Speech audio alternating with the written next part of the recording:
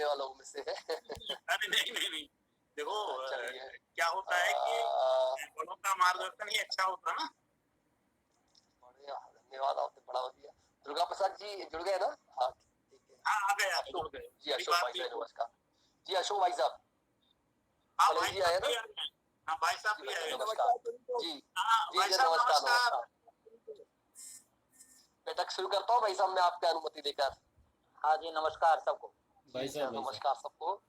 ये शिक्षा संस्कृति उत्थान न्यास मध्य भारत प्रांत के शिक्षा में स्वायत्तता विषय की वेब बैठक में मैं राजेंद्र वैद्य, संयोजक मध्य भारत प्रांत शिक्षा में स्वायत्तता, आप सभी का हार्दिक अभिनंदन करता हूं, आप सभी का स्वागत करता हूं। आज की बैठक के जो मुख्य बिंदु है वह एक तो दिनांक 26 जुलाई को अपनी शिक्षा में स्वायत्तता विषय पर राष्ट्रीय वेब बैठक हुई थी। उस बैठक में जो कार्य बिंदु थे उसकी थोड़ी चर्चा करूंगा, जानकारी दूंगा। दूसरा, आगामी 18 अगस्त को शिक्षा में स्वायत्तता विषय पर राष्ट्रीय वेब संगोष्ठी पर भी चर्चा होगी। और तीसरा, अपनी आगामी योजनाओं पर विचार। इस प्रकार 3 मुख्य कार्य बिंदु है। आज की बैठक की अध्यक्षता कर रहे हैं हमारे मध्य क्षेत्र के शिक्षा संस्कृति उत्थान न्यास के संयोजक श्री अशोक जी कड़ेल और मुख्य वक्ता और मुख्य आसनदी से श्री दुर्गा प्रसाद जी अग्रवाल, जो हमारे शिक्षा में स्वायत्तता विषय के राष्ट्रीय संयोजक भी है, वे अध्यक्षता कर रहे हैं। वो मुख्य अतिथि के आसनदी से बोलेंगे। मैं आज की इस बैठक में सबका स्वागत करता हूं और बैठक के मुख्य अतिथि मुख्य वक्ता दोनों से अनुमति लेता हूं, श्री अशोक कड़ेल जी और श्री दुर्गा प्रसाद जी से, कि मैं विधिवत बैठक शुरू करूं। आप सभी वरिष्ठ लोगों का बहुत बहुत हार्दिक स्वागत। सर्वप्रथम मैं आप सभी को हार्दिक बधाई देता हूं कि आदरणीय श्री दीनानाथ जी बत्रा एवं श्री अतुल भाई जी दोनों के अथक प्रयासों से और दोनों के नेतृत्व में शिक्षा संस्कृति उत्थान न्यास के जो मुख्य हमारी मांगे थी, जो हमारी मुख्य प्रयास थे, उन सबको यथार्थ रूप दिया गया है। नई शिक्षा नीति में उसको मान्य किया गया है। तो निश्चित रूप से आप सभी, हम सभी बधाई के पात्र हैं। और एक बार पुनः श्री अतुल भाई जी कोठारी एवं श्री दीनानाथ जी बत्रा जी का अपन हार्दिक हृदय से आभार व्यक्त करते हैं। समय की सीमा है, इसलिए मैं बहुत संक्षिप्त में और जल्दी इसको बोलूंगा। मैं आज के इस विषय पर प्रकाश डालने के लिए हमारे बीच हमारे शिक्षा स्वायत्तता ग्रुप के भोपाल के संयोजक डॉक्टर रामदीन त्यागी जी से निवेदन करता हूं और उनको आमंत्रित करता हूं। डॉक्टर रामदीन जी त्यागी माखनलाल चतुर्वेदी राष्ट्रीय पत्रकारिता विश्वविद्यालय भोपाल में सेवा दे रहे हैं।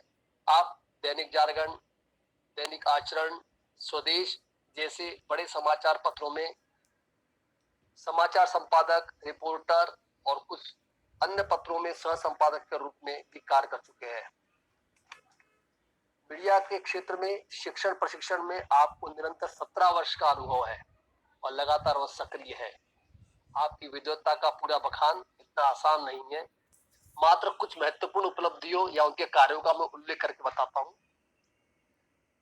आपने श्रीमद् भगवत गीता का जनजातीय गोंडी बोली में अनुवाद कर प्रकाशित करवाया, जिसका विमोचन उज्जैन महाकुंभ में माननीय सर संघ चालक जी द्वारा किया गया था। दूसरा, अभी तक आपकी 4 पुस्तकें प्रकाशित हो चुकी है और एक पुस्तक असली हीरो शीघ्र आने वाली है। तीसरा, मध्य प्रदेश शासन के आदिम जाति कल्याण विभाग की पत्रिका का आप संपादन कर रहे हैं। इसके अलावा बच्चों की मासिक पत्रिका समझ झरोका के 5 वर्षों का आपने संपादन किया है। इसके अलावा विभिन्न पत्र पत्रिकाओं में, शो जर्नल में आपके 50 से अधिक आलेख छप चुके हैं। आप विद्यार्थी परिषद से, विद्यार्थी जीवन से जुड़कर कार्य करते रहे हैं। ऐसे विद्वान डॉक्टर रामदीन त्यागी जी से मैं अनुरोध करता हूं कि वे विषय पर प्रकाश डालें। श्री रामदीन जी त्यागी। रामदीन जी, हेलो। भाई साहब नमस्कार सभी को। मेरी आवाज़ पहुंच रही है सब तक? हाँ पहुंच रही है। आप वीडियो खोल लो तो मैं अपना बंद कर देता हूँ, तो आप वीडियो से सबको हो जाएगा। वीडियो में कुछ रुकावट आ रही है, कोई काम कर रहा है क्या वीडियो में कुछ थोड़ा सा? सर जी सर जी ना अपना रामदीन जी त्यागी प्रेजेंटेशन चालू कर रखा है उन्होंने अपना। नहीं, प्रेजेंटेशन किसी का चल आपका रहा है? प्रेजेंटेशन चालू है। रामदीन जी, जी जी आवाज आ रही है? आवाज आ रही है ना? जी, आ रही है तो भाई आपका साहब, आ रही है। प्रेजेंटेशन चालू है। हाँ तो आप सर राम प्रताप सिंह जी हैं सर। हाँ, राम अच्छा, प्रताप राम सिंह प्रताप जी का चल रहा है ये। हाँ वो अगर तो स्टॉप करेंगे। जी जी जी। राम प्रताप सिंह की प्रताप आवाज़ सुन रहे हैं मेरी। आप? आरपी सिंह साहब, उनके आरपी स्क्रीन सिंह पे साहब लिख जी, के आ रहा है रामदीन जी का स्टॉप। वीडियो। आरपी सिंह साहब सुन रहे हैं आप? वीडियो चालू करें। आरपी सिंह साहब, आरपी सिंह साहब, राम प्रताप सिंह जी, चलिए आप रामदीन शुरू करिए। तो मैं भाई साहब सभी अपने विद्वत जनों को प्रणाम करता हूँ। और जैसा कि अभी आदरणीय वैद साहब ने बताया है, आज हमको अत्यंत। वीडियो ऑन करिए ना। वीडियो आपको ऑन करिए चाहिए। नहीं, मेरा वीडियो तो ऑन है भाई साहब। नहीं दिख रहा ना इसमें, आपका दिख रहा। आ गया सर। रामदीन जी आपका आ रहा है, आप बोलिए तो। रामदीन जी बोलिए आप। जी भाई साहब, जी भाई साहब, जैसा कि अभी वैद साहब ने बताया कि आज बहुत ही अत्यंत खुशी का दिन है। और बहुत लंबी कानूनी लड़ाई और संघर्ष के बाद भारत को एक ऐसा सूर्य का उदय हुआ है शिक्षा के क्षेत्र में, जो अगले कई युगों तक याद किया जाएगा। वैसे मैं अपनी बात को और प्रारंभ से शुरू करने की अनुमति चाहता हूँ। जैसा कि हम सब विचार से संबद्ध लोग हैं, जब से राष्ट्रीय विचार की ये सरकार आई है, तो ऐसा देखने में आ रहा है कि बरसों पुरानी मतलब जो समस्याएं चली आ रही थीं, वो एक के बाद एक सारी समस्याएं समाप्त होते दिखाई दे रही हैं। और भारत को एक नए पटल पर ले जाने की जो दृढ़ इच्छा शक्ति माननीय नरेंद्र मोदी जी ने दिखाई है, वह हमारे भारत को फिर से गौरवशाली और शक्तिशाली बनाने में बहुत कारगर होगी। जैसा 3 तलाक का विषय था, धारा 370 थी, और एक देश एक टैक्स जैसा बड़ा क्रांतिकारी कदम इस सरकार ने उठाया। महिला आरक्षण का विषय उठाया। अभी हम 5 अगस्त को राम मंदिर की आधारशिला भी रखने जा रहे हैं। और जैसा कि वैद साहब ने कहा, बाकी हम सब जानते हैं, राष्ट्रीय शिक्षा नीति की जो मांग है वो लगभग 50 वर्षों से की जा रही थी। और इसके लिए शिक्षा संस्कृति उत्थान न्यास ने जो अनुपम पहल की है वो अनुकरणीय है। माननीय डॉक्टर दीनानाथ बत्रा जी अस्वस्थता के बावजूद भी कानूनी लड़ाई लड़ने के लिए हम सबके बीच रहते थे, और हमको हमेशा मार्गदर्शन उनका प्राप्त होता रहा है। भाई अतुल जी कोठारी जी का तो स्मरण करना निरंतर आवश्यक है, क्योंकि उनका जो योगदान है वो अविस्मरणकारी है। और उनके नेतृत्व के कारण ही हम सब एक मंच पर इकट्ठे हुए हैं और शिक्षा में नया अलग जगाने के लिए हम काम कर रहे हैं। जैसा कि हम जानते हैं, इस शिक्षा नीति में नए भारत के निर्माण में बच्चों से लेकर शिक्षा के प्रत्येक फलक को शामिल किया गया है। बुनियादी चीज़ों को ठीक करने की दिशा में इसमें बहुत क्रांतिकारी कदम। जी भाई साहब, जी भाई साहब, आप केवल शिक्षा की स्वायत्ता में बोलिए बस, आप बाकी ये तो बहुत समझ जाएगा उसमें। जी भाई साहब, मैं उसी जी भाई साहब, जी मैं ये कहना चाह रहा हूँ कि क्या है, क्या बस जी शिक्षा में स्वायत्ता लाने के लिए, शिक्षा को स्वावलंबी बनाने के लिए इसमें कई कदम उठाए गए हैं। और इस शिक्षा नीति को बनाने के दौरान किसी एक व्यक्ति की राय नहीं ली गई है। लगभग ऐसा बताया गया कि 2.5 लाख ग्राम पंचायतों और 6,600,000 ब्लॉक और 676 जिलों से सलाह ली गई है और इसको उसमें शामिल किया गया है, उनकी भावनाओं को इसमें जोड़ा गया है।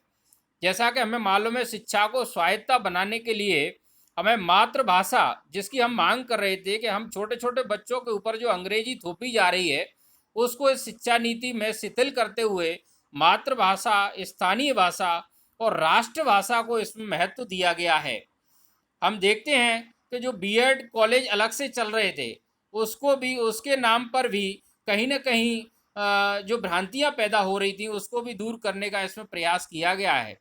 अंडर ग्रेजुएशन कॉलेज जो है अब ज़्यादा स्वायत्त बनाए जाएंगे और इसमें अपना सिलेबस बनाएंगे, करिकुलम भी अपना तय करेंगे और कॉलेजों को मान्यता देने का सिस्टम भी जो है ना वो पारदर्शी बनाया गया है, स्वावलंबी बनाया गया है।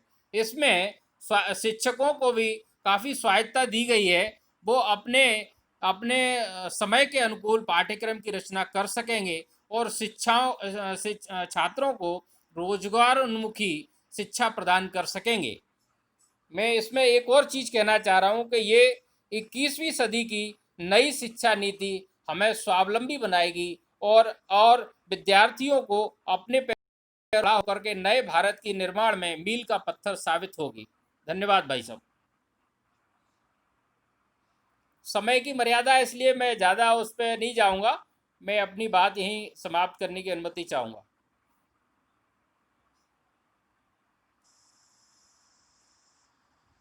धन्यवाद रामदीन जी।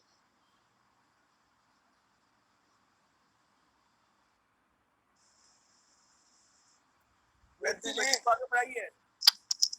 वैद्य जी वैद्य जी बैठक को आगे बढ़ाइए। वैद्य जी आवाज़ सुन पा रहे हैं भाई साहब?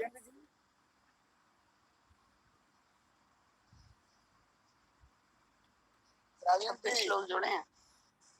आवाज आ रही, हमारी आवाज मेरी? हाँ आ रही है भाई साहब, आ रही है। जी जी जी जी।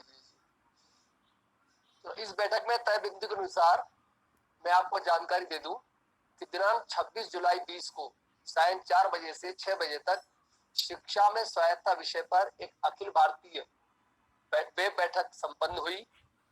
बैठक की शुरुआत डॉक्टर दुर्गा प्रसाद जी अग्रवाल, राष्ट्रीय संयोजक शिक्षा में स्वायत्तता के उद्बोधन से हुई। आपने शिक्षा संस्कृति उत्थान न्यास का संक्षिप्त परिचय दिया तथा शिक्षा में स्वायत्तता की आवश्यकता पर प्रकाश डाला। आपने शिक्षा में स्वायत्तता के क्या पैमाने होने चाहिए उसके ऊपर भी विस्तार से बताया। दूसरे वक्ता के रूप में डॉक्टर कैलाश सोडानी, पूर्व कुलपति जी ने स्वायत्तता के प्रकार, उसकी गुणवत्ता तथा उसके नियंत्रण पर विस्तार से अपने विचार रखे।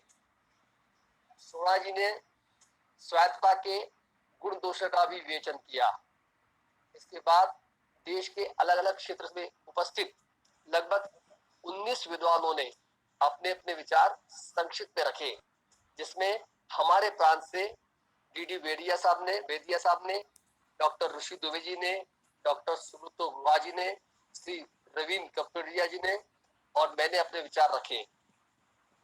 हमारे मध्य क्षेत्र के संयोजक डॉक्टर सुरेश गुप्ता जी ने भी अपने विचार रखे। आपका कहना था कि शिक्षा में स्वायत्तता विषय की बैठक क्या प्रति माह नहीं हो सकती। आपने विचार दिया कि प्रति माह किसी निश्चित तय तारीख पर यह बैठक होनी चाहिए और लगातार यह कार्य आगे बढ़ते रहना चाहिए।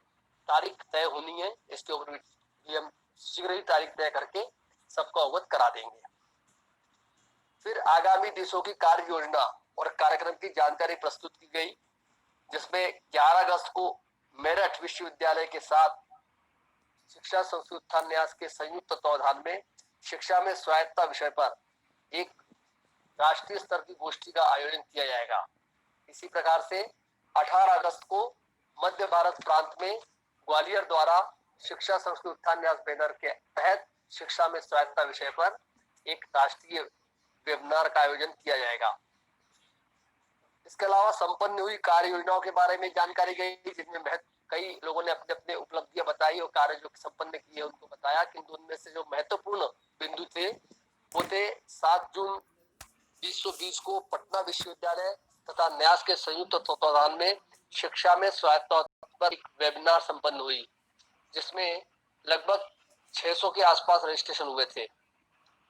इसी प्रकार 2 जुलाई को चौधरी चरण सिंह विश्वविद्यालय मेरठ तथा शिक्षा संस्कृति उत्थान न्यास की संयुक्त तत्वाधान में एक वेबिनार आयोजित हुई। इसमें भी पंजीयन की संख्या बहुत अच्छी रही और सफल वेबिनार हुई। इसमें कई कुलपतियों ने भी अपना अपना व्याख्यान दिया था। बैठक में शिक्षाविदों की एक सूची तैयार कर उनसे व्यक्तिगत संपर्क कर अपने अभियान में शामिल करने का प्रस्ताव भी मान्य किया गया। तो मैं इसके बता दूं कि शिक्षाविदों की सूची लगभग हमने तैयार कर ली है, उसमें संख्या और बढ़ानी है और अभी हमने 25 शिक्षाविद छांट लिए हैं अपने ग्रुप के अलावा। फिर इन सब के पश्चात मुख्य आसंदी से श्री अतुल भाई जी कोठारी, सचिव शिक्षा संस्कृति उत्थान न्यास ने बैठक को संबोधित किया।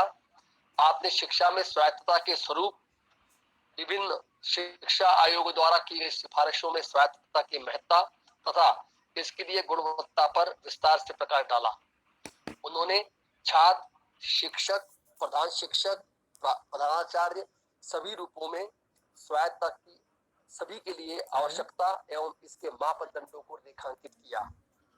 इस प्रकार 26 जुलाई की राष्ट्रीय बैठक में इन बिंदुओं को जो संक्षिप्त रूप से बताया मैंने, इसके पश्चात अब मैं आमंत्रित करता हूं आज की बैठक के